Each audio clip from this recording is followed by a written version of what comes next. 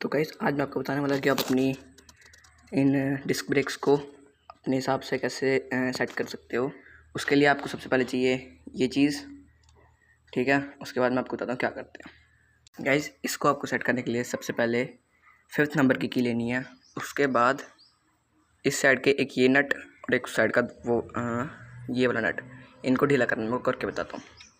ये देख सकते हो, ढीला करने के बाद आपकी जो कैलिबर है वो कुछ इस तरह से हिलना चाहिए। हिलने के बाद आपको अपना व्हील घुमाना है। मैं घुमाता हूँ।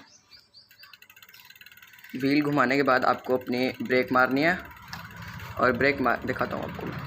ये देखो, ये ब्रेक मार के अब इसको आपको टाइट करना है और टाइट करके बताता हूँ मैं आपको कैसे करते हैं, क्योंकि मेरे एक हाथ में देख सकते हो आप ब्रेक है और एक हाथ में मोबाइल है, तो आपको करके बताता हूँ। तो गाइस देख सकते हो मैंने इसको कस दिया है और इसके बाद अब आपको अपना व्हील घुमा के देखना है।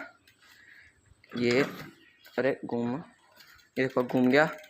अब ब्रेक मार के देखना है कि आपकी ब्रेक बच रही है कि नहीं। तो ऐसे ही अच्छी अच्छी अपकमिंग वीडियोस के लिए आप मुझे लाइक करो, सब्सक्राइब करो और शेयर करो, और सब्सक्राइब ज़रूर करके जाना।